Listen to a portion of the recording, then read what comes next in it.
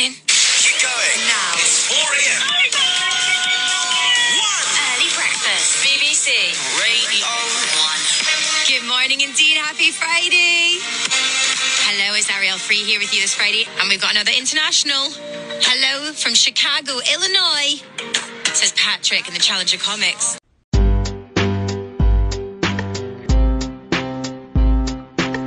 Come on and visit for any occasion. Don't keep patting down waiting. Comics and conversation. Keep the conversation moving along. Keep reading comics, keep your local store strong. If it's hard, then it's a job for the challengers.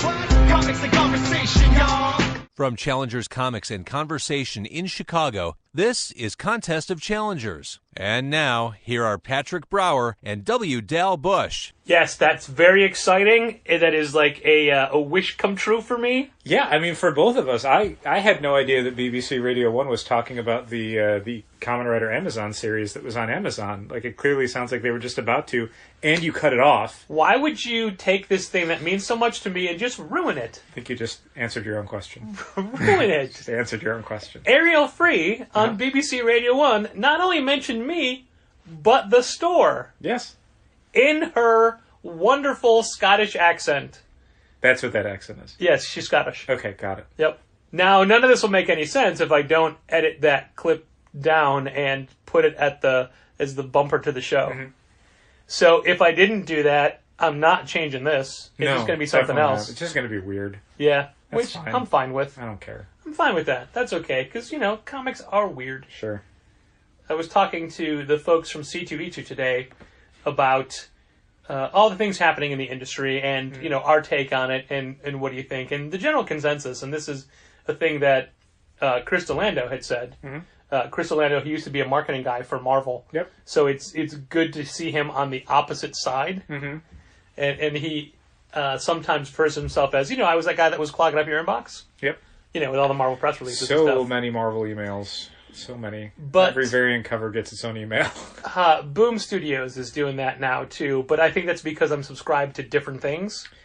Yeah, but for there whatever are a reason, lot of Esther Kim emails that I get. I get the weekly Boom one I get twice for some reason. I think I Okay. get it from Boom and I think I get it from Diamond. I don't know if that's possible. Or do you get it to... I get the exact same email. Right. And I get... But do you get it to WDOW and to Challengers? I don't think so. Okay. I think I just get it at 2 different points in the day. Okay. Like, I'll get it, and then hours later I'll get a different one that's got a slightly different subject heading. Because Boom sends one out, and then Morgan sends one out. Maybe that's it, then. It's possible that it's... possible. But they're each sending to different lists. We just happen to be on multiple lists. Not a big deal. Which is fine. I do, though, wish that there were maybe only one Esther Kim email per day. Okay. And the same thing about Marvel has still way too many emails. But anyway. The point of this conversation was that a thing that I frequently say, it was good to hear somebody else say it as well, like there are like the best comics ever being made or put out right now. There's so many great comics out now. Comic books. But it's counterbalanced by the sheer volume of non-great comics that are out, and it's hard to wade through. Yeah, I'm sure we've talked plenty of times about the idea of having a more curatorial approach to things, and I think every store is going to have to do that if they're not doing it already, and not just for you want to surface more of the good material so that people are less distracted by the bad material, but also just, you can't carry everything anymore. Right. So, right. We had someone come in today. Trim the bad stuff. Trim the stuff that is clogging up the shelves, that is a distraction. You don't need 15 covers for 15 different books. You need one cover of each for 15 different books, and then you can maybe have people pay attention to those books because there's not, over 100 of them. There's 15 of them now. We had someone come in today looking for Magic the Gathering comics. To which I said, no, I'm sorry, we don't carry those. But I'd be more than happy to see what's available to offer them to you. And they had said, no. Mm-hmm. And I understand that because it's so easy to get things ordered for you, sent right to your home, sometimes by drones even, I don't know, that to get it ordered and then have to go back and pick it up can be a disservice. And it does... Yeah, especially if you've got to wait either way. Right. And that's just the thing. They ordered from us today, we call them Wednesday.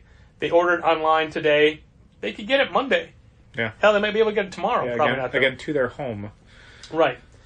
But And I get that, and I'm sorry whenever we don't have a book that somebody wants, but I'm also not sorry because it's a Magic the Gathering comic that we would have. It would never sell. Yeah, I mean, it would have sold that one time for that one person, but how many issues would we have to order, or how long would we have to stock it until that one person came in? And what if we didn't have the one they wanted? How many Magic the Gathering comics have there been over the last year or two? Right.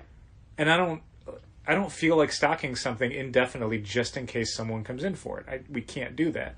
There's too many books that we would have on the shelves that, again, would just be a distraction to people. All of that stuff, having twice as many graphic novels as we do right now would not necessarily give us twice as much business. No, it wouldn't. And it would be, to illustrate this point, my longtime friend Bob was in the store today, and he was an avid comic reader in the 80s, but isn't as much anymore. He's proliferally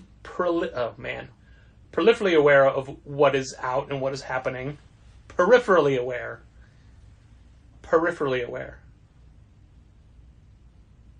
I can't realize I don't know if I got it right the third. Peripherally.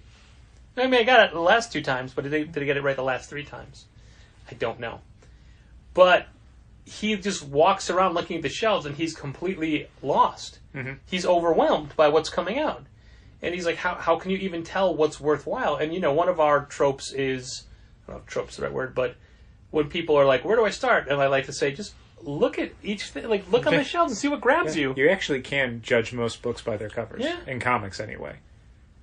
If something looks interesting, pick it up. It might be interesting. Yeah, but it's really hard for people to reconcile the sheer volume, and it is up to us. I don't know anybody that can carry everything, and I didn't mean to get this as a discussion of, there's too many things out on the marketplace, but as we reported on last week, like we're journalists, several publishers have said, hey, we're going to be cutting down. Marvel has said, hey, we're going to double down.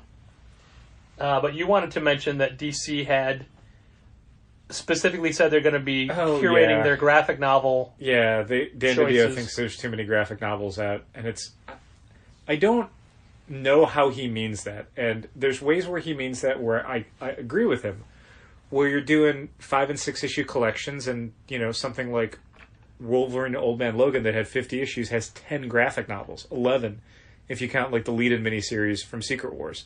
That's insane. A book that ran for less than 4 years should not have 11 graphic novels. That's ridiculous. So if they mean we're going to be doing stuff that's 10 and 12 issue collections, a nice thick wedge of comics, that's more appealing to me as a retailer. I like only having to stock one Charles Soule She-Hulk graphic novel. Yeah. I'm very excited about the fact that all of the Jason Aaron Thor stuff is going to be numbered volumes of big, thick wedges of story.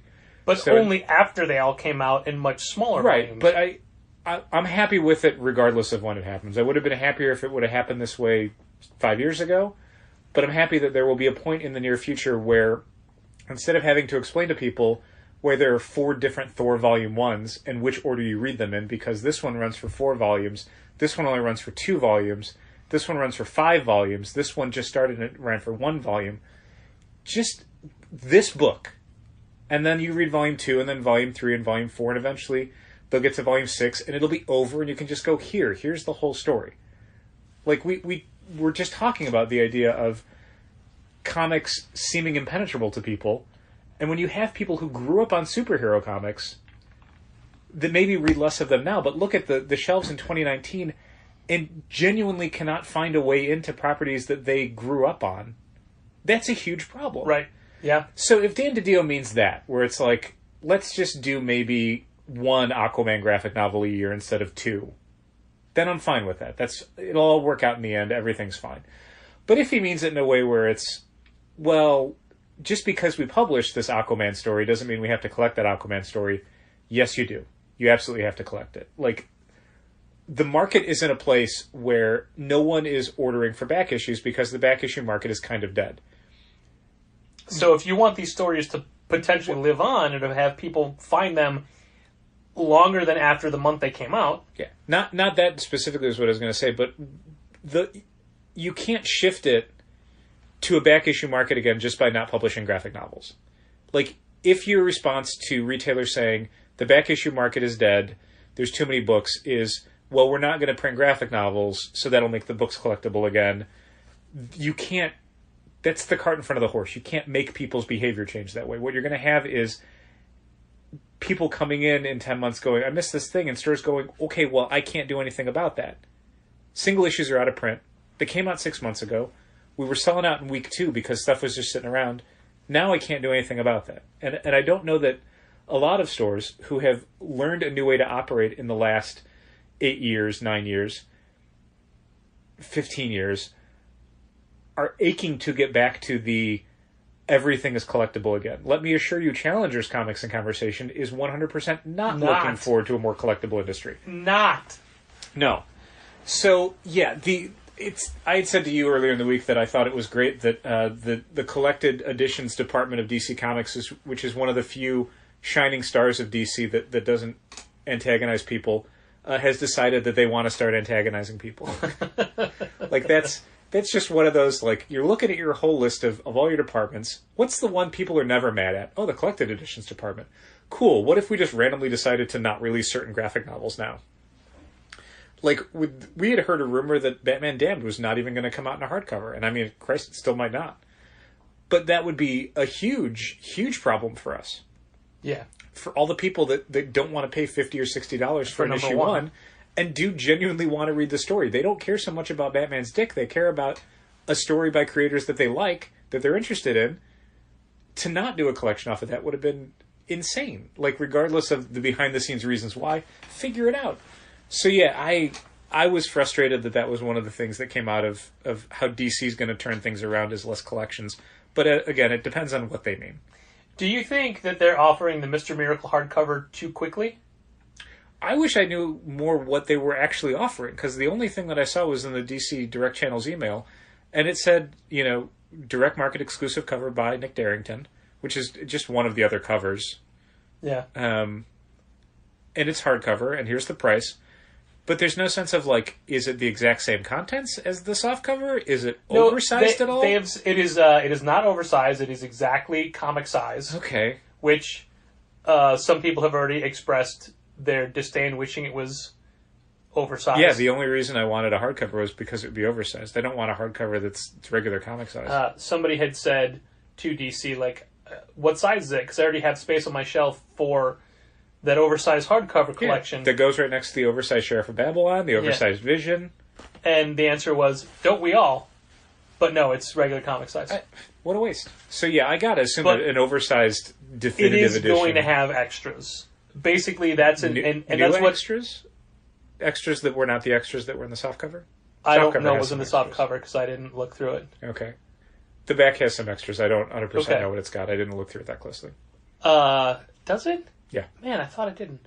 Well, the Barnes & Noble exclusive had a lot more extras in it. Yeah. But one of the things DC is going to start doing for their collections is adding in bonus material to make it more than just the issues off the shelf, to have like a little extra value. Okay. I don't think that's necessary. The opposite of the Ed Brubaker. Here's all this back matter in the single issues that will never be collected. Uh-huh. So here's back matter that wasn't in the single issue, so it's maybe worth owning both. Okay. Yeah, if anything, I would go the Ed Brubaker way. I think make the picking it up early a value add, and the waiting for trade okay, it's just the story then. Like, I don't know why you would go the other way. Why you would make I'm not going to buy the comics now, I'll maybe get it in 6 months. The better value. The more content value. I mean, I can see it both ways. But I mean, look at Into the Spider-Verse. Okay. When it comes out on DVD, would you have bought it anyway, just the DVD? No, I see what you're saying. Some of that, I think, is just a matter of how you can release that material. Okay. Like, if you're seeing it in a movie theater, they can't just throw out a bunch of extra features at the end. You have to go home. Right. But with this... My point, in case people don't know, is that the Spider-Man Into the Spider-Verse DVD is going to have a tremendous amount of extras and featurettes and, a focus on the creation of Spider-Gwen. Sure. And a focus on Stanley and Steve Ditko and things like that. Yeah. And every Blu-ray and DVD that comes out ever since basically the dawn of time has been a bunch of extra features. And it'll have a Spider-Ham short and all sorts of stuff like that. Yeah. So no, I guess I see what you're saying, and you do have a point. That is traditionally how home releases are done, where it's the theater is bare bones, but the home experience is greatly enhanced. And I know the theater is not single issue comics. It's not the same. Yeah, and I guess I'd maybe make the argument that when you're seeing in the theater, you are getting a much better presentation than you are at home. I mean, even with a really great sound system and a nice TV, it's not... I prefer going to the theater. You know, I have a nice TV. I have a 4K UHD Blu-ray player. But I prefer going to the theater to see it on a big screen with a good surround sound system and, you know, stadium seats. So, yeah, I don't know. I guess just looking at the two ways of doing it, I feel like trade waiting is one of a series of problems that a lot of stores have with their customers. And I know we've talked about it before, that people see a first issue come out and they buy it, and then they like it, so they're not going to buy issues 2, 3, 4, and 5, and they'll maybe get the trade when it comes out. They plan to get the trade when it comes out, but then when the trade comes out, they forgot that they liked the first issue. Or have moved on to something else that they're more excited for. So paying $16 for that collection is not on their radar anymore, and in the meantime, the sales have dropped precipitously on the single issues, so there's no guarantee that the series is even going to get to volume 2, because everyone stopped buying the singles. Yeah. So I guess that's the thing I'm looking at, is like, if you're trying to, you know, monetize the single issues, putting more material in the single issues is the smarter move than holding it off for the graphic novels, where at which point you might not have enough sales to do more graphic novels. That there's been a few, even Marvel's had that problem, where series like World of Wakanda took off in graphic novels because the whole audience for that had no interest in going to a monthly comic shop every month for 5 months.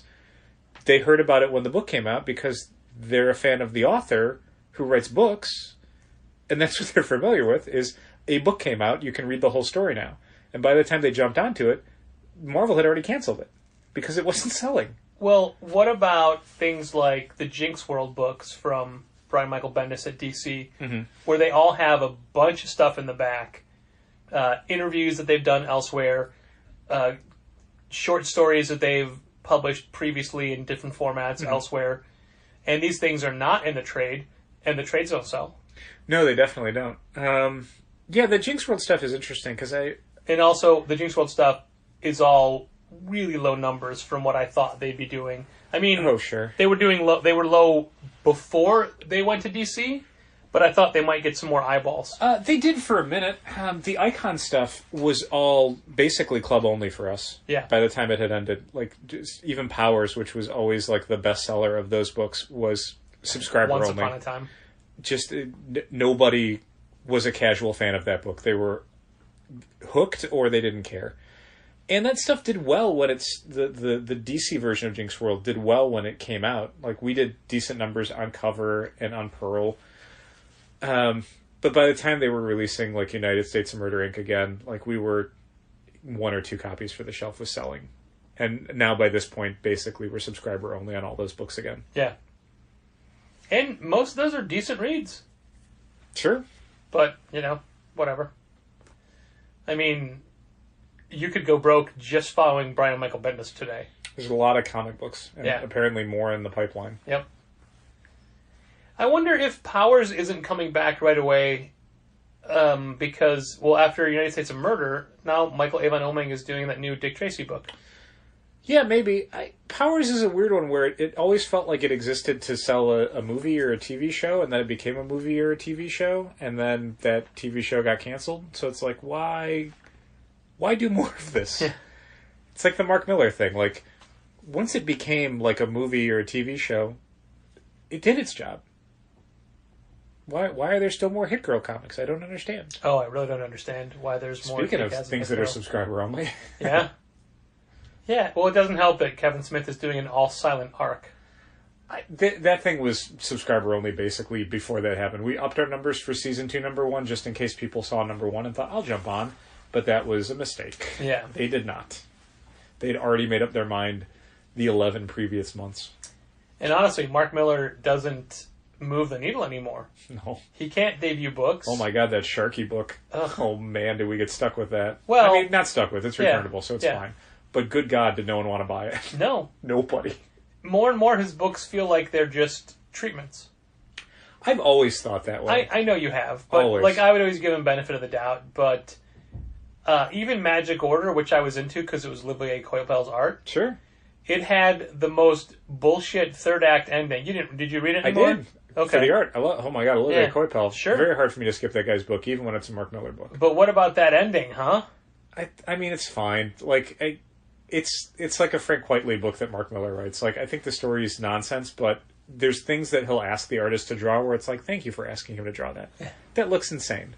Like, that's a very visually. I think he's a good collaborator. I think he gets out of artist's way or Yeah, and tailors his he story also for them. he does outright say, "Hey, what do you want to draw? I'll put it in." Yeah, although, I mean, the story we heard about the Jupiter books from Frank Whiteley was, they'd been meaning to work together again for a while, and it's like, hey,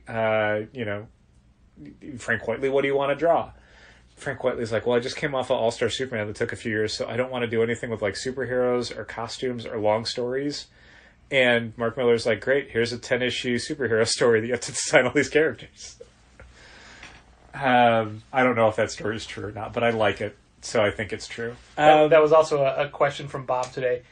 What is my favorite artist Frank Whiteley working on now? His advertising job? Yeah. Wallpaper in, like, a Scottish hotel, I think. Yeah. That's the last thing I saw. But no, I think Mark Miller is one of those guys like Rick Remender who is a really good collaborator with artists. People want to work with him. And I'm sure not just for financial reasons, but because they enjoy the experience, I'd like to think. But they're also, the two writers managed to put together books that I just don't care about. And yeah, weirdly, both of them seem like they're having similar struggles launching new material. Death or Glory, which I thought was one of the most accessible Rick Remender books in a while, died on the vine. Yeah. No one cared about that. For Mark Miller, yeah, Sharky. I doubt we even sold double-digit copies of that book between subscribers and shelf copies. Altogether, I want to say it's probably like 5 or 6 copies. No one seemed to care about that book at all. Prodigy sold, I mean, less than 20 copies of issue 1, probably around like 10 or 12. And then just by issue 2 or 3, I think we're close to subscriber only. No one cares. Yeah, and he's putting out series way too quickly. It used to be one at a time. Mm-hmm. People don't have that kind of bandwidth for him. Yeah, and I don't know if it's the case. It's hard for me to ever say that the reason why something isn't clicking with audiences is quality, because that's so subjective. There's things that I could not care less about that other people, it's their absolute favorite book on the stands. But I wonder if some of the reason is just kind of the hollow reading experience of a lot of Miller World books, is you read enough of those miniseries where you can't even remember how many you've read because they made no impression, and then you see Prodigy on the shelf and you're like, I like Raphael Albuquerque, but I don't know what this is, and I don't care to find out. I feel bad for Raphael Albuquerque because he's a good guy and a really talented artist. Sure. And his 2 Mark Miller collaborations were Huck and now this. Hopefully he got some money for Huck. I don't know how that stuff works out now that Netflix owns Mark Miller body and soul. But I'd hope that when they do a Huck TV show or movie or whatever they're doing with it, that he'll get something out of it, that it will be a profitable experience for him. Me too. He deserves it. The sale t-shirts for this year have come in. Neat. And they were all checked in and set aside, and names and phone numbers and things are on it. All the club members who have a shirt coming, it is already set aside in your box, Neat. which is going to make your job difficult on Tuesday. This time of year, it always does. Yeah. Always does. We could put them in a separate box on Tuesday and put a... Nope. Okay. Well, the boxes are stuffed right now because... here's the thing. Hopefully people will come in over the next few Here's what days. I realized. Uh-huh. Only 15 non-club t-shirts for the sale. Yep. And that includes multiple people who earned 2 or more shirts. Yep. That's all. Yep. I mean, it's great that we had we usually like give out 65 shirts-ish, like right in that number. But that means 50 of those people are club members. Yeah, it is a disappointing part of the sale is the hope of, maybe people who don't normally shop with us will take advantage like they don't. And most of the 15 that we ended up selling shirts to, they come in every year. Yeah, for the sale, which is great. I mean, that's what we do. Or they're regular customers that are not subscribers. So it's very few new people or people who are taking advantage of the sale, which, I mean, we made the same amount we made last year basically off of the sale. So Right. it sounds like this is just kind of we hit the ceiling of kind of what the sale is going to do going forward without massive changes in our neighborhood. Like, Right. kind of what we're at, which, okay, at least it's reliable, I guess. True. Yeah.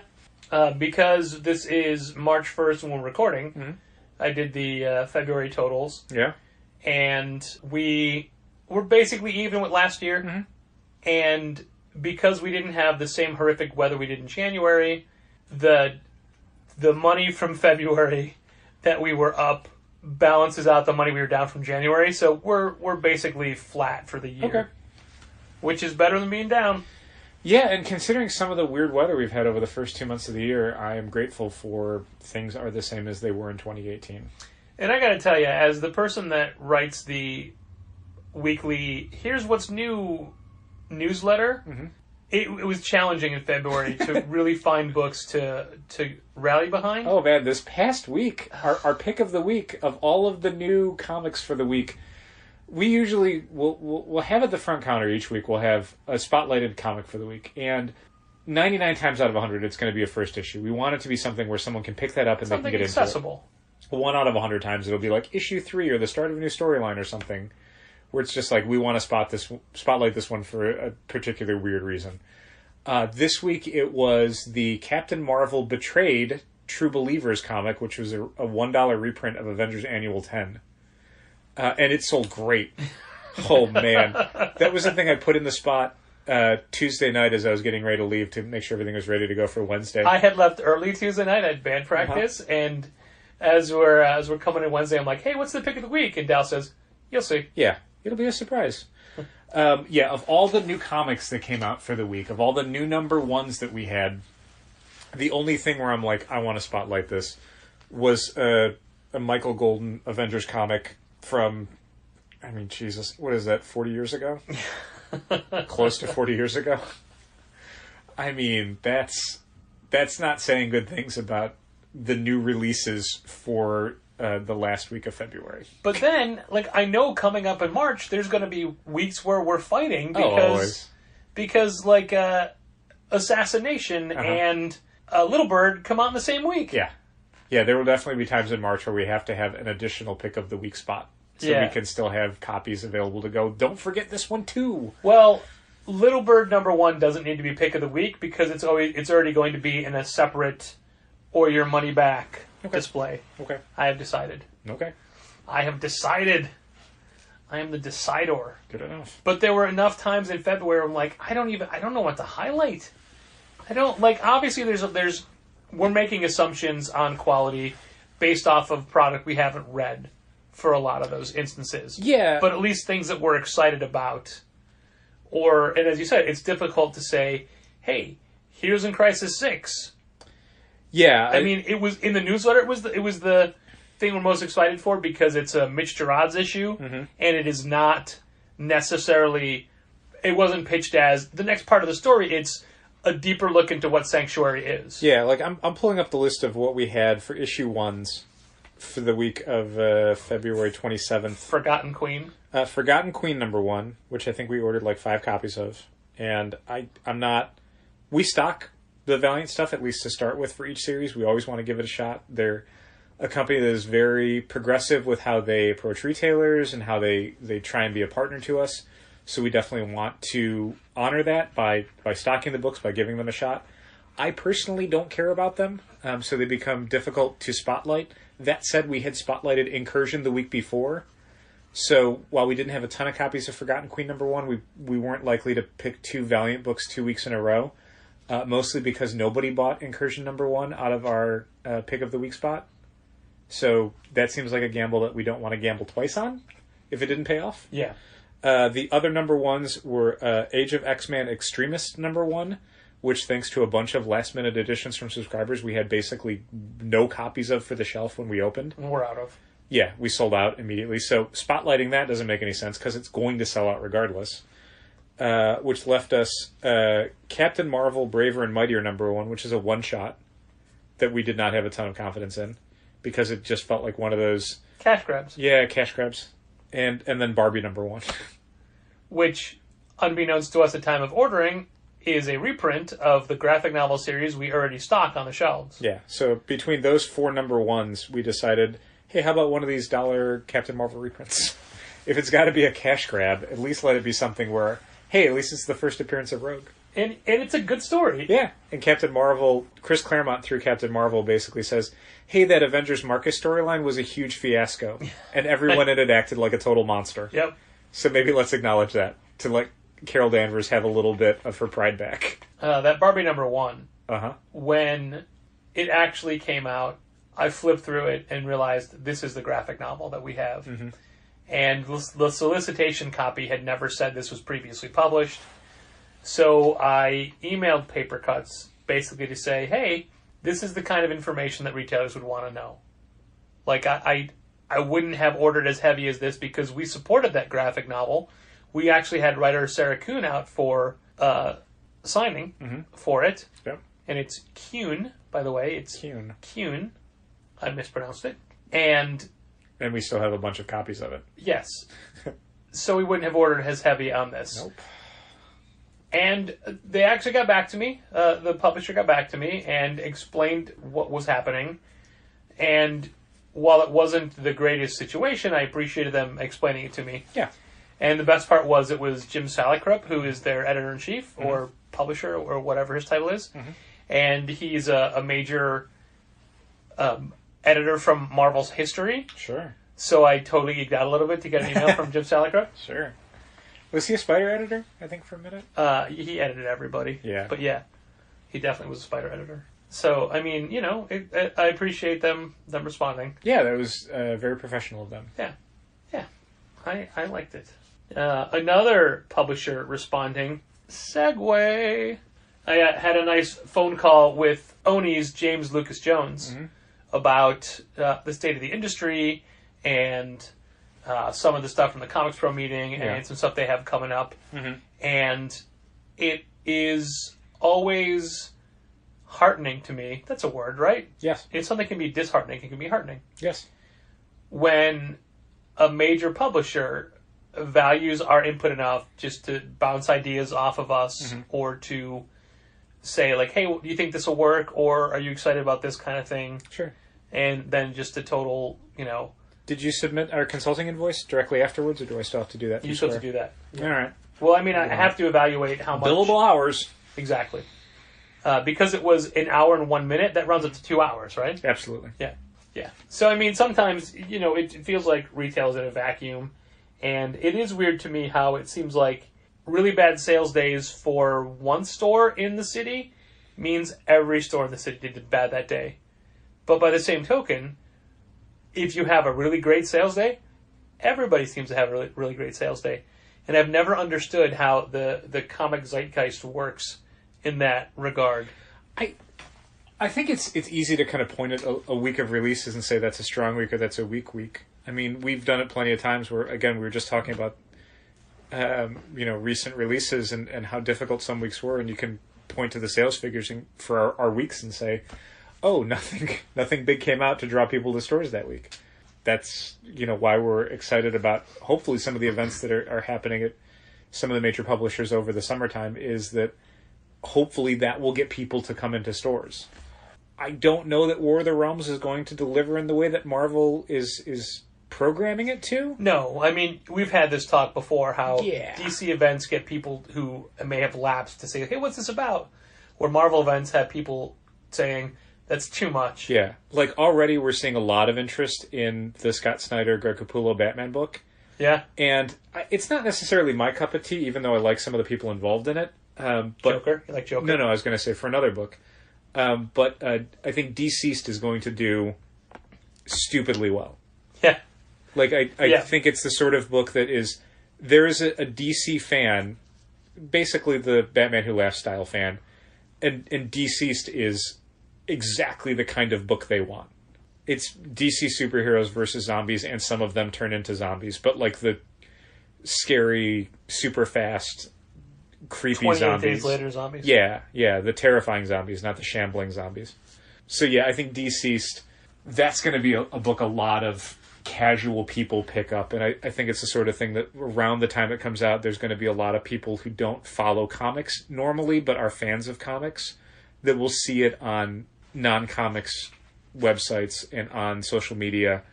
And it will be the thing where they come in and go, what is this one? Because I remember there was the Halloween special DC did.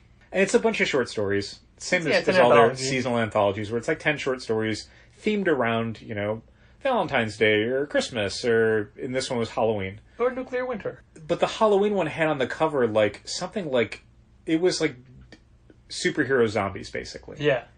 And we had so many requests that day for the DC zombie comic, and we had to explain to people it's a cover, it's not the comic.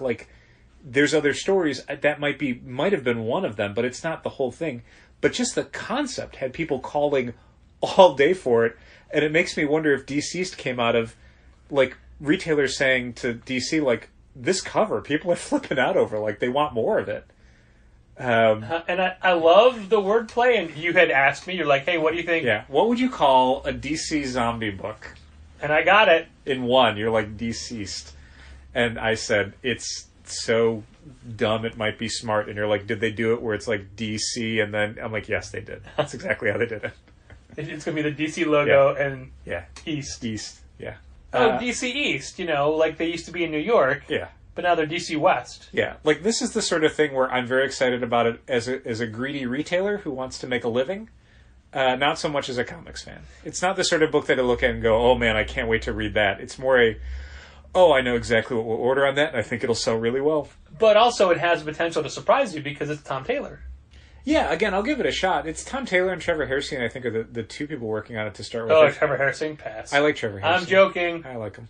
And Tom Taylor is a writer who's always surprised me in how he's able to get a story out of concepts that I might have thought were not worthwhile for someone to pursue.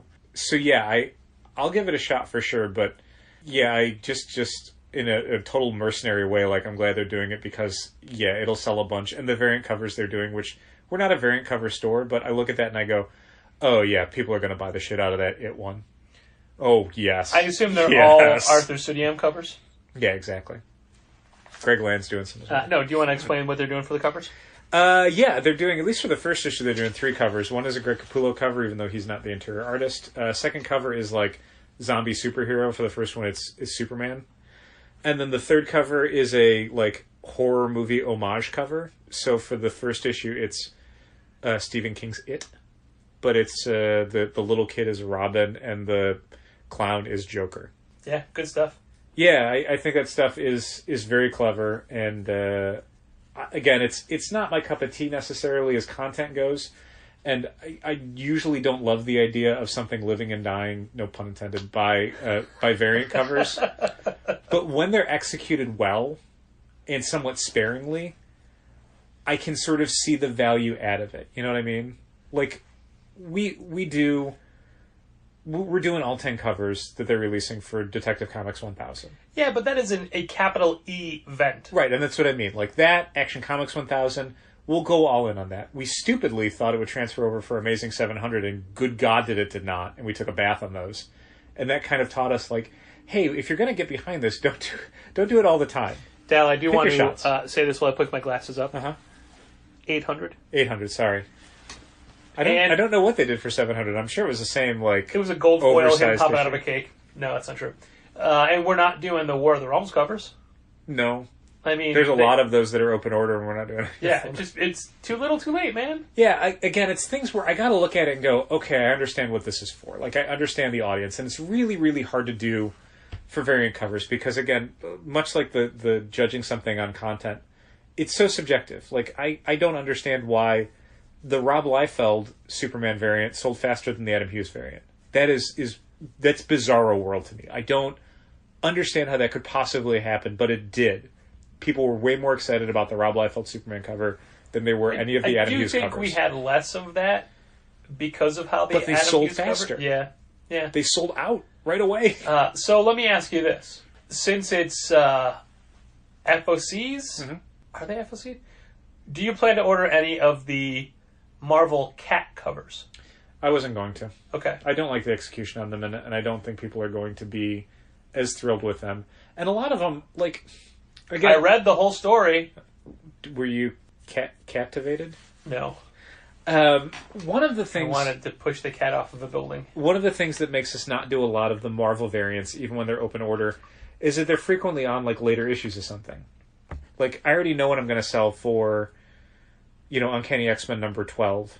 So if there's a second cover, I don't know who's just going to suddenly want another cover. And a lot of them are themed to things over a month that I don't think people are that excited about. Skrull covers, I don't know what the audience is for that. I don't know why I would get 4 or 5 extra copies of a comic that I already know I can sell over 4 or 5 copies over that number.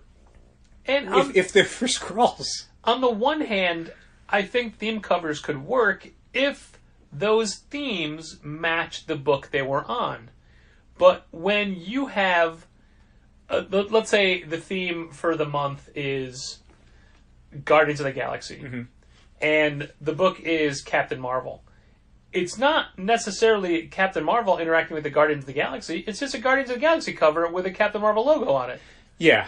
They don't connect We've to had the to book. reorder a book that was only available in a variant, and it didn't sell because it was a Doctor Strange comic with Blastar on the front. Yeah. And no one cared because Yeah, because their eye was glazes over it. Fantastic Four villain month. Yeah.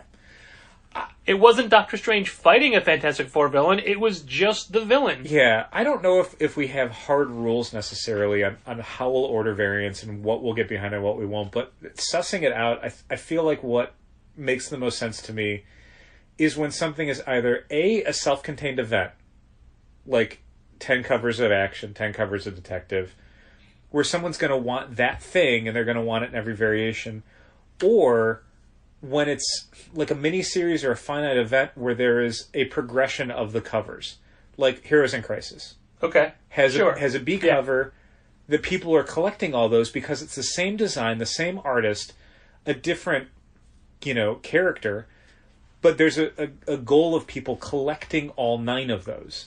Like As opposed Deceased, with the if it's a different zombie superhero for each one and Yeah. a different movie cover each one. Yeah, as opposed to, like the normal Virgin variants for DC or any of the Marvel variants where it's just, this cover looks interesting, so I'll get that one. But people aren't necessarily... We have 1 or 2 people who, when they buy DC comics, they buy only the Virgin cover.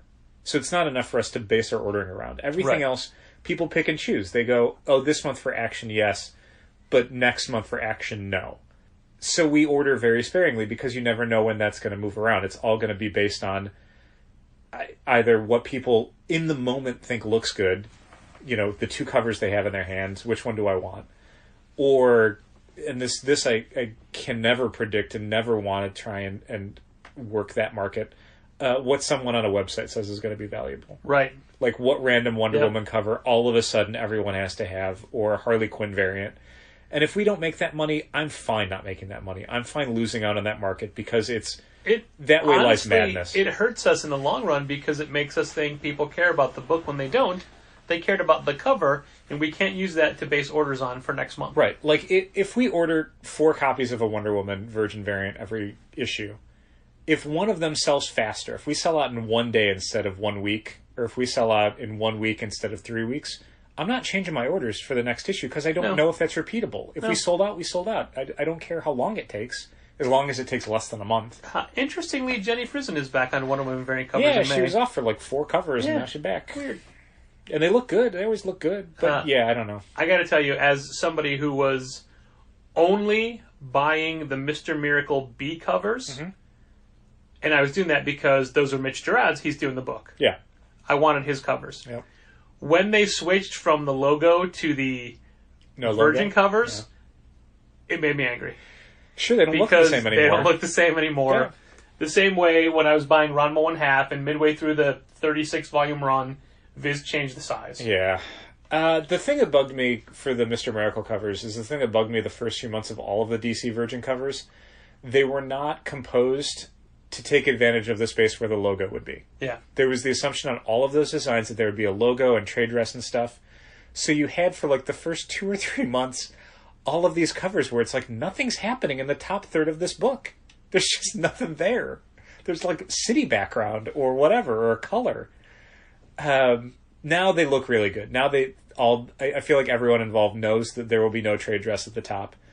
So they're formatted in a way where it makes those covers look good. You mean like that 2014 John Byrne Batman cover? I think 2016. 2016? Okay. Yeah. I would love to know some of the reasons how some of those books got the covers they got. Because some of them, like we'd heard a while back that what DC was moving to was basically like not worry, since they were variant covers, they don't have to connect to what's going on the inside. So you can just go to, let's say, randomly Josh Middleton and just say, just do 8 Batgirl covers. Yeah. And then they'll just plug them in whenever. It doesn't matter. But the way that they're using some older material, like that John Byrne Batman cover that was an illustration for 2016, where did that even come from? Why did they commission it? Why was it sitting in a drawer for 3 years? Why did it suddenly land on that issue of Batman? All these questions I have. Or I think Tom Randy had a Flash or a Green Lantern cover. Yeah, okay. Recently, and he's like, "Oh, okay, that's where it ended up." Yeah, it couldn't have been commissioned for these new variant covers. Right. So what was it for? Why do they have it? Yeah, real weird. So here's a question I have that goes back to the topic of being mercenary about your publishing. Mm-hmm. And how do you feel, I guess, what do you feel? Or is there a difference I feel hungry. between Dinner time. a book like Deceased versus a book like The Return of Wolverine? There's more. Okay. Deceased is a fun one-off idea. What if the DC characters were zombies? Yeah. Great. It is not continuity, No. per se, and it is not Although life-changing. I don't know. I wonder. I guess we'll find out. But then The Return of Wolverine, which is pitched as, hey, Wolverine came back in Legacy. How did he get back? How did he get these hot claws? Like, how does he get from... Except, spoiler, as it turns out, the version in Legacy was not the version in Return of Wolverine. Right. Yeah. So how does he get Completely different character. from this adamantium grave Uh-huh. to Uncanny X-Men? Uh-huh. So, okay, here's that book, Return of Wolverine. Have you read The Return of Wolverine now? Yes. Technically, it doesn't lead into Uncanny X-Men. Right. It leads to Wolverine Infinity Watch, for some reason. Which Wolverine Infinity Watch spends their entire first issue going, sure, so you bought Legacy thinking that was Wolverine, and then you read all these Wolverine comics and it had nothing to do with what you saw in Legacy. Here's how that happened. And it just feels like... Which is just a forgive the phrase, a tossed-off explanation. Yeah. Yeah, Isn't it just Loki saying, hey, this is what happened? It's really frustrating because I don't know how it happened, but it feels like you had Jason Aaron, Jerry Dugan, and Charles Soule, and none of them were telling the same Wolverine story, and none of them knew that they were all bringing Wolverine back. Sure. And I don't understand how that happens. Like, I don't want to be one of those, like, here's my no prize, continuity sticklers or whatever. But it's so frustrating. It's so frustrating as a retailer when you can't just go, here's the story where Wolverine comes back, and it all makes sense. Like, right. So here, that's my point. Oh my god. My point is, you pick God. up DC, so we haven't read it. I assume it's an entertaining one-shot thing. I suppose. And you may get people who have not read comics for a while coming in and saying, oh, the DC zombies, cool. That dark DC shit always sells. I Right. don't understand it. But then, let's say you get a lapsed comic reader. Wolverine's been dead for years. Oh, Wolverine comes back. How did he come back? Oh, here's a book called Return of Wolverine. And you read it, and you may never read comics again. It's a very strange comic book, that's for sure. There was somebody who was actually in on Wednesday, and someone who's been reading the X-Men stuff, and they've been reading collections, they've been picking up some single issues, and there's someone who not only is not as familiar with this stuff, but is new to superhero comics as kind of a genre. So the idea of all these interconnected stories and all these different things and the order you read them in, it's basically our entire job is explaining to people how these things work, which is dumb. It shouldn't... I mean, thank God, in a way, that Marvel continuity and superhero comics are as goddamn convoluted as they are, so that we stay in business. So that people can't just pick these things up off the shelf and understand the order to read them in. that it's complicated enough that it requires a specialist retailer like us to make sense of it. But on the other hand, if you're a publisher like Marvel or DC, you're doing your job so badly you need us as a middleman. Like that's how badly this is going for you in taking like some of the most popular characters in North American mythology and creating such a barrier to entry, such a level of complexity to the way you're releasing these stories that you need thousands of locations nationwide to explain to people who have an interest how to actually enjoy these stories. That's insane. It's so dumb. But I had to sit there with someone and explain, okay, so he died in Death of Wolverine, which you can read in this 4-issue story by Charles Soule and Steve McNiven, or you can read the entire Death of Wolverine complete collection that has all of the spin-off miniseries that happened afterwards, as all these characters dealt with the death of Logan and what they were going to do next. Which, by the way, Logan is not really in them. Yeah, he's not in basically the last 80% of this book that you would buy if you bought the Death of Wolverine complete collection, because he dies in the beginning. He dies in the first 4 chapters. Then there's all the rest of it. Then he's gone for a while, and you can read 11 volumes of Old Man Logan if you want to see that, or you can read these 7 volumes of Only Wolverine, which is really good, and it's where Laura Kinney takes over. Then he comes back in Hunt for Wolverine, kind of, where a bunch of characters are investigating the possible return of Wolverine. So here's this giant Hunt for Wolverine book that has 17 or 18 issues that explain all of this stuff where people are investigating various leads. Then you read the 5-issue Return of Wolverine series, which just wrapped up, so it's not collected yet. After absorbing all this information, he went, okay, I don't think I want to buy, $120 worth of graphic novels. So what's the best thing to do? I'm like, the best thing is just read the Death of Wolverine 4-issue miniseries. That's all you need. Yeah. Read that, then read Return of Wolverine when it comes out. They'll recap you on what you need to know from Hunt for Wolverine, but frankly, most of Hunt for Wolverine you don't need to know.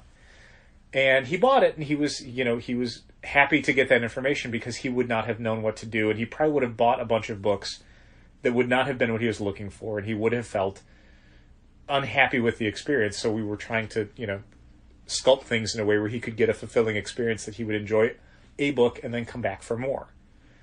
And I don't know if people will feel the same way when Return of Wolverine comes out, because I don't know if that'll be like Hunt for Wolverine, a thing where you just go, don't worry about it. Yeah. He's just back. Yeah. Like, you can read Uncanny X-Men, which was already coming out with him in it before Return of Wolverine ended. Mm-hmm. And he doesn't talk about it because he's Wolverine, he's taciturn. He's not going to sit there saying, yeah, bub, here's all the things that happened to me, and oh yeah, I fought this lady on this island, and oh my god, dead people, and yeah. No, he's just going to be like, I cut Iceman in half. Yeah, yeah, I was dead, now I'm not. What? Yeah. What? Bub. Like, that's it. That's all you need to know.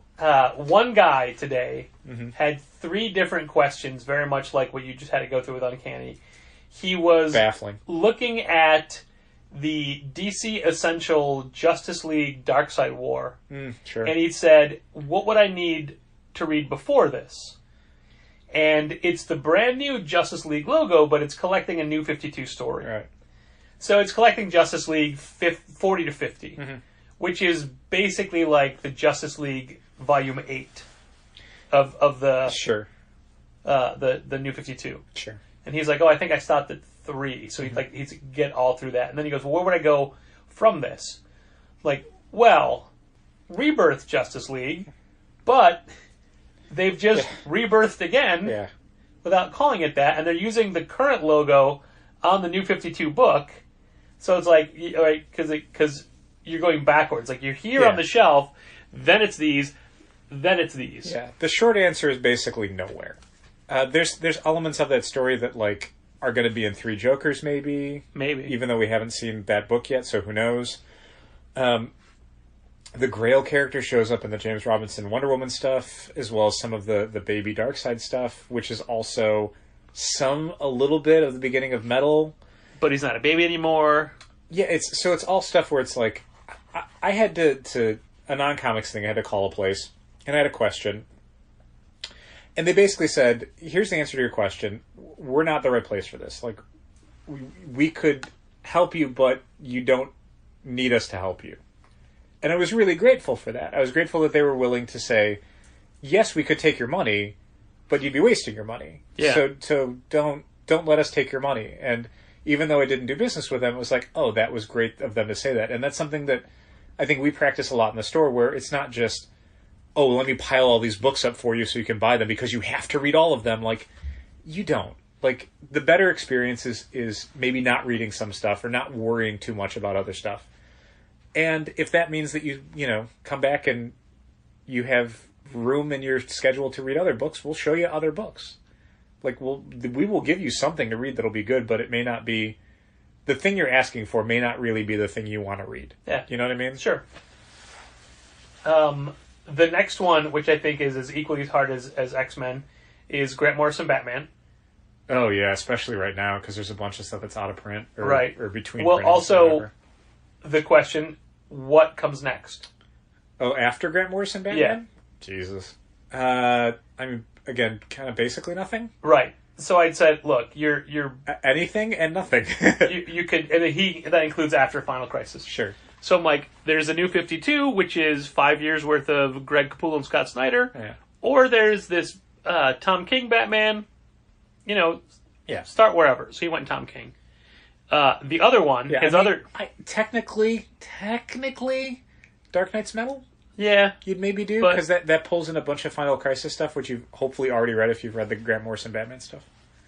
But, I mean, that's kind of a reach. sure. And his other question, which was difficult, was he wanted an origin of Venom, but not with dated artwork, with new modern artwork. Cool. Marvel sold out of their printing of the Mike Costa book that came out, which was, I think, called Dark Origin. Dark Origins. Yeah. So I had him. That's sold out. I had him start with Donny Cates Volume 1. Okay. Because Donny Cates is doing so much retconning and Sure. changing of the origin. I'm like, just start here. Yeah. Not exactly what he wanted, but It's weird that someone would, and maybe they didn't phrase it this way and you're just like paraphrasing, but the idea of someone not wanting Venom origin stuff because of dated artwork, the whole reason to read any of those stories is because, like, Todd McFarlane, Eric Larson, like, yeah, I mean, some of the most iconic Spider-Man artists. Mark Bagley is pretty I polarizing. like though. this Venom character, but Todd McFarlane, ugh. What? What? I know. But I mean, I think he left satisfied, but we'll see if Okay. he comes back. Yeah. But I'm like, oh man, the can of worms you're opening. Yeah, it's fun sometimes when someone is diving into a character or a franchise, because it's like when someone comes in and does the, like, I haven't read Batman stuff, what Batman stuff should I read? Or they do it for Superman, and it's like, oh man, so much good stuff, like this. But again, there's times where it's, I don't want to keep harping on it, but the Thor stuff, where there's so many goddamn Thor Volume 1s, and they'll have slightly different names, and it's unnecessarily complex to do it the way that Marvel does it. And the way that certain stuff just goes out of print, where we can't get Grant Morrison New X-Men Volume 1, or we can't get Matt Fraction X-Men Volume 1, so if someone's like, I want to read X-Men stuff, great, but here's the errors where you can't get the first one. Here's the 15 comics we can't sell you, because Marvel decided that one was not worth reprinting anymore. Yeah, I don't know if it's the way I would do everything, but I kind of like the way they do the Epic collections, where Yeah. they just sat down and said, okay, if we're reprinting everything, how would we break it up? They don't release them in order, but everything's got a volume number on it. Yeah. So right now you might have for, if you're getting one character, it might be volume 1, 2, 17, 21. But eventually they'll hopefully release 18, 19, and 20, and then they'll look good on the shelf and everything will be there.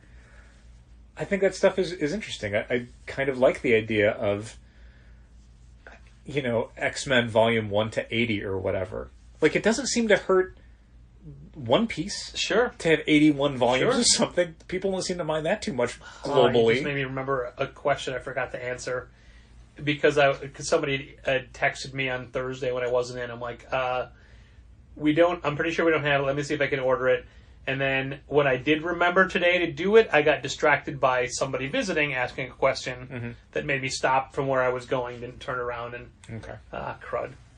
I saw a picture of Dan DiDio's office, and it's filled with Marvel Essentials and DC Showcase Presents. Yeah, I mean, if you're a certain age, that's the stuff that's the most interesting for you. Sure. Like, that's the stuff you grew up on, or the stuff that you've always wanted to have handy. And I mean, I'm a kid of the 80s and 90s, but there's not a lot of 80s and 90s stuff that I need to own or that I need to even if I own it, I don't revisit it, you know? Right. I'm not constantly picking up like Quasar and Power Pack collections to, oh God, relive those days. No, I like owning them. I like knowing that I could revisit them, but I don't. I'd rather, there's so much new stuff I'd rather read. I've had a lot of essentials in the past, and I've pared that stuff down. Yeah. 2 more quick things from the day. Okay. A club member walks in and says, "Am I too late?" And I said, "For what?" And what they meant was they were delinquent and had their books been put back. And they had not been put back. And I said, and I'm saying this to everyone now, like, this particular club member is always in contact with us. And will say, "Hey, I'm not coming in right away." Or if we send a message or an email saying, "Hey, your books are going to be late," they will get back to us and say, "Hey, I'm going to try to come in this time," or whatever. Mm-hmm. And I said, you, as far as I know, you have never been a problem for us because you're always going to come in. But more importantly, you keep in contact. And even if you have to message and say, "I can't come in for the next month," you're still telling us. You're still keeping in contact. That said, as the person who does the delinquent emails and phone calls, I would much prefer someone would tell us ahead of time that they're not going to be able to make it in. Yeah. Instead of me having to email or call them, or God knows both, and then find out, oh, this is the day I'm coming in. Tell me that 2 weeks ago. Sure. Tell me that before you're delinquent. That you're out of town, or that you can't make it in, or that you can't even pick up your books for a few weeks. I don't need to know why. I'm not your mom. Yeah. You don't have to tell me anything. Just had- tell me the day you're going to come in. We had another club member call to say, "I'll be in Saturday." I'm like, "Great, that's fine." "Yeah, it's because I had it." I'm like, "Okay, I'll see you Saturday," and I just let it go. Yeah. I don't need your life story. I Yeah. don't need to know how badly damaged your foot is. Yeah. Also, while we're on the topic of responding to delinquent messages, I will basically never respond to delinquent emails that come back with, "I'm definitely going to come in." You haven't done anything yet. Yeah. Telling me you're going to come in, that should have been over the last month.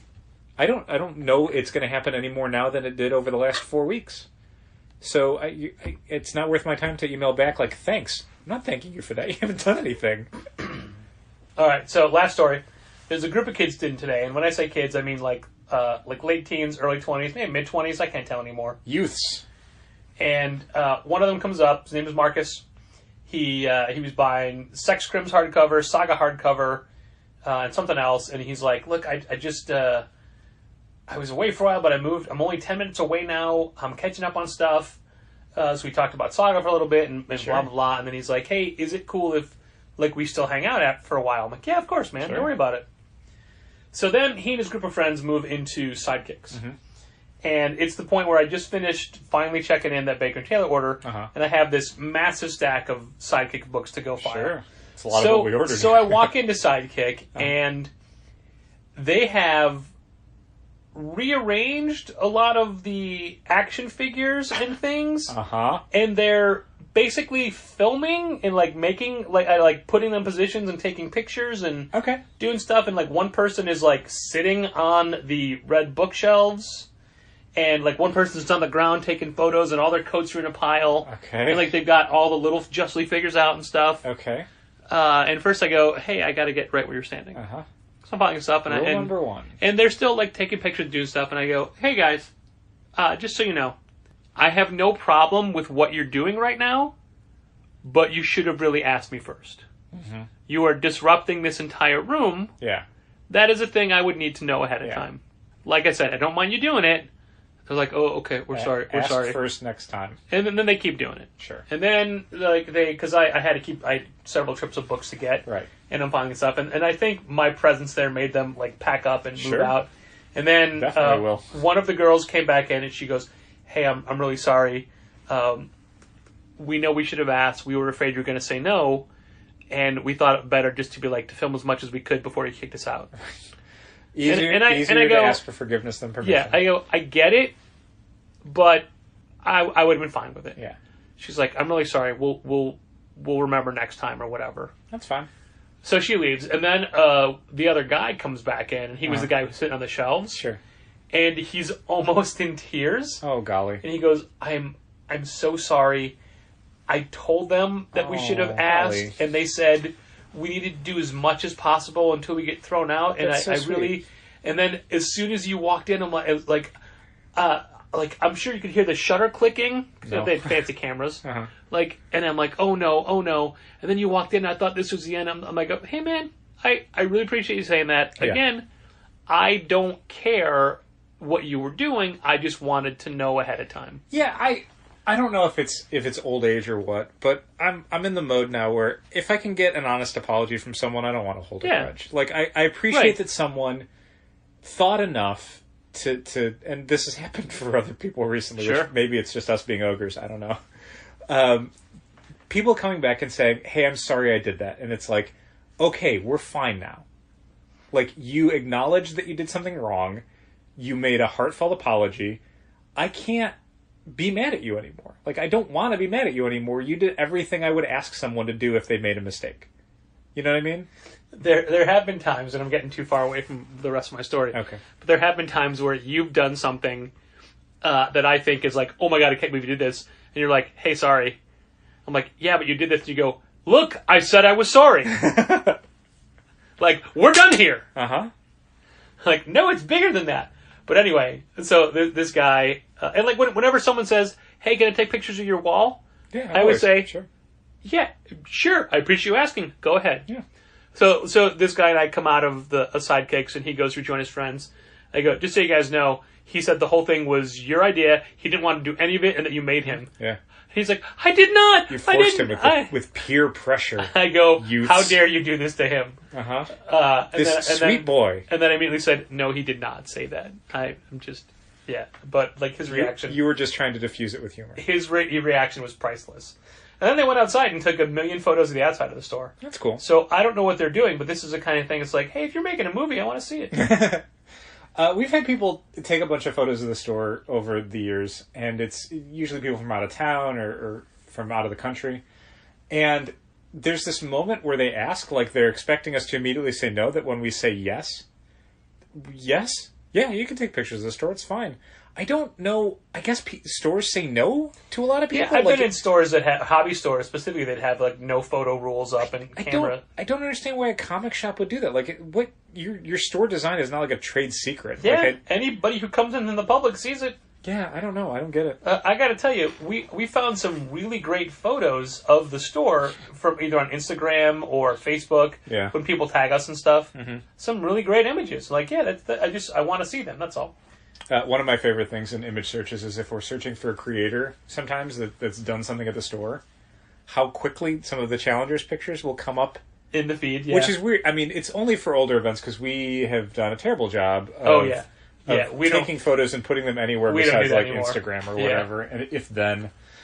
So it rarely comes up, but there are definitely some older ones like that I've seen a author photo from an event that landed on their website pop up pretty high in a Google image search for that creator's artwork. This doesn't matter, and I don't know why it bugs me, but like I spend a lot of time on Wednesday making an Instagram post for the 4 women creators or women and non-binary creators I'm sorry. who are going to be. I'm sorry. I know where this is going. Yeah. It seems that whenever I spend time on a store post, Uh-huh. it's immediately derailed by a Common Writer post or a Gwenpool Uh-huh. thing. There wasn't even a caption. No. So people had no idea what this was. Picture of Gwenpool. I don't know, we're a comic shop. It's Instagram. And it's not like you need a saw short story me written? working so hard on that post.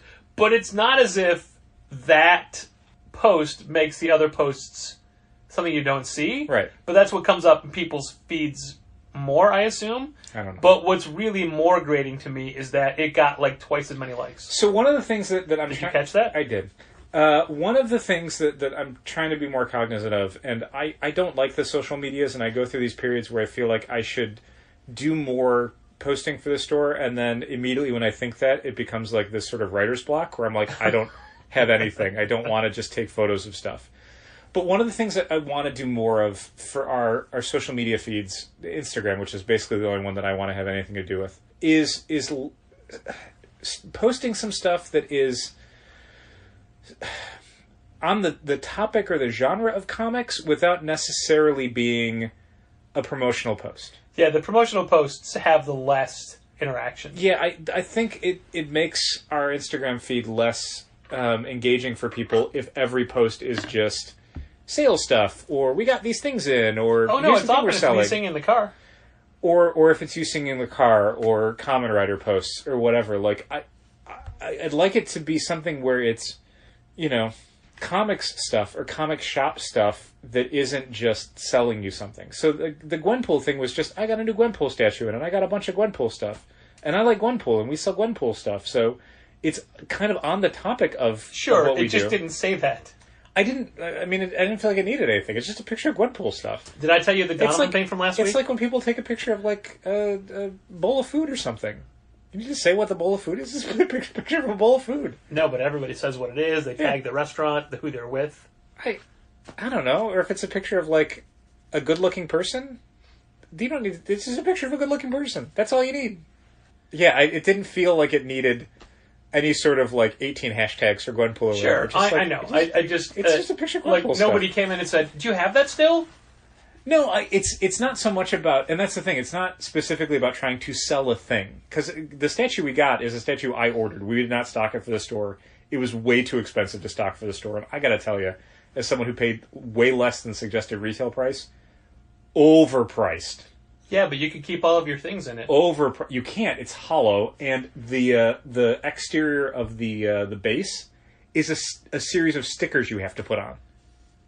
Oh, I thought it was meant to be opened, and No. I thought you keep things in No, it. there's nothing under that. That's so dumb. It's like an upside down bowl that you have to decorate the outside of, and I screwed up part of it because the stickers, there's like 4 of them, and some of them are very long, and you have to wrap them around. And My god! if it hits any part of it, it's not coming back up. So like there's one, I have to turn one side because it bubbled up a little bit because I didn't get it exactly right. do you want a hairdryer? It's not worth it. It's Okay. one, I just made future reference if you're doing that kind of thing. as someone who does not have hair anymore, I do not have a hairdryer now. Okay. But I wanted to post something that was hopefully entertaining in some way, like a No, good, I get it. that wasn't I'm just specifically saying, trying to create a sale. You out of it. only do those Uh-huh.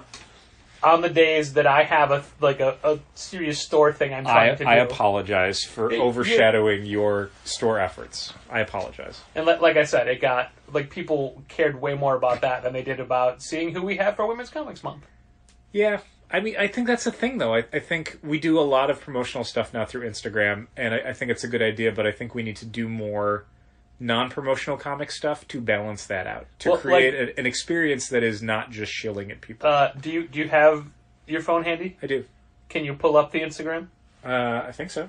I would like to check something right now, and I cannot do it on my phone because my phone is It's recording what we're recording with. these words. Yes. These are our words. So I had a post today about Okay. the sale shirts coming in. Yeah, can I just? Sure, man. I want to see. Go nuts. I'm gonna look at see the comments and the likes and things because you never look at the comments, No. and people frequently ask about Kamen Rider stuff. Okay. All right, so we've got. Do you want me to start checking the comments more? I mean, if it's a post you make, yeah, because people have specific. I don't have notifications on, which is the thing. So. I don't either, but when you open it just Okay. now, it showed. Okay. So is me opening it frequently going to be a problem? Like since there's multiple people using it, I don't want it to be something where you can't find something No, now I because mean- I went back into it. I mean, that honestly explains to me why I never thought of it before. That I'm like, I never got a message about or thing about that comment, but unless you'd rather me just say, hey, go look at your Kamen Rider post and answer Marcello Biad's question or Ben Hur's question. No, I mean maybe I'll just do it where if I do something like that, maybe I'll just check it later in the night or something. I don't think I'll be up on it 24/7, but I can hit it Sure. once a day. Okay, Maybe. so right now, your Gwenpool post is at 63 likes. Okay. My Women's Comics Night post is at 39. Sorry. And the sale shirt thing from today is at 23. Okay. Those are all terrible numbers, but whatever. And like the sale shirt isn't so much promotion as Notification. yeah, Yeah. letting people know, hey, the shirts are there if you want to come pick them up. Yeah, but again, I think that's the thing where a lot of it is hopefully photos that are interesting, but it's largely stuff that is Here's our last several posts. All right, okay. the sale shirts. Okay. Gwenpool, Women's Comics Month. Before that, I had a picture of me cleaning the windows on the outside Okay. from February 22nd. 134 likes. Wow. It's just a picture of me with a squeegee. The face that co-owns the place. People love it, man. That's real good. That's what they want. Girl Scout cookies. You need to be taking more selfies, I think, is the message that I'm Yes. hearing. Hey, Girl Scout cookies is going to be part of the thing. Sure. 38 likes. New toys. 44 likes. Yeah, I always try and do New Toy Thursday when we get a bunch of stuff in, because I feel like there's definitely people that maybe follow us on Instagram or Twitter that will want toys No, as soon as that's they're out. important. Those are good. But again, it's a thing where I want to do more. Like I did this Power Pack thing, right. Which 28 likes. yeah, no one cares. But Well, Donovan wants you to know that when women go through something traumatic, they cut their hair. I guess so. For people who are not on the Instagrams, I was making a bunch of books half price, and surprise, surprise, Power Pack Classic was one of the ones that I had to make half price because it had been sitting around forever without being sold. And I flipped through one of the issues, and there's one of the early John Bogdanove ones when all the Power Kids switch powers around issue 24 and 25. Franklin Richards goes missing at one point from the Avengers Mansion where his family is living at that point in Marvel continuity. And in one issue, when they discover that Franklin is missing, Sue Richards has her terrible John Byrne mullet. And then in the next issue, when Franklin is still missing and they have a lead on where he might be, she has her just short John Byrne haircut. And I thought, so while her son is missing, and the whole Fantastic Four is desperately searching for where he could be, somewhere in that process, which could not have been more than like a day, it must have been less than a day, she kept her stylist appointment? Like, that was something where it just seemed weird to me. Like, I don't know why they didn't just say, just draw the haircut she had last issue. No, what you don't realize is that Tom DeFalco. she never gets haircuts. Uh-huh. She just uses her power to make her hair look shorter.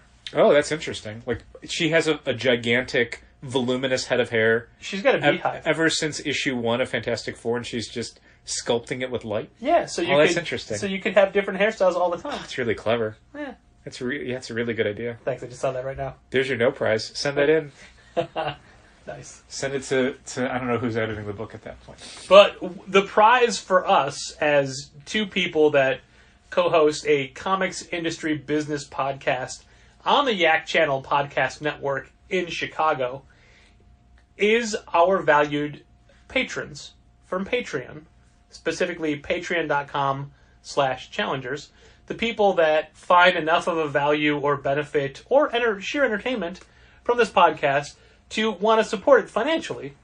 And we would like to thank those people, including Matt Armstrong, Tom Shapira, Christina McChrystal, Ryan Alcock, Mike Lee, Jacob Sorelli, Robert Lane, Mitchell Davies, even though he works at All-Star Comics in Melbourne, who thinks they can sell more issues, more copies of Little Bird #1 than us. Look, if you want to be mean about this, I would rather celebrate the fact that they're going to sell the second most amount of Little Bird comics in the world. I think that's great. You know what? That's a great way to look at it. I think that's great. I'm very proud of them. Good job, Mitchell. That's the second most in the entire world. That's great. Good for you.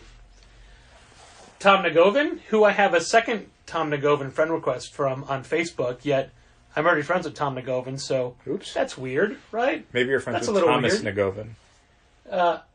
Maybe.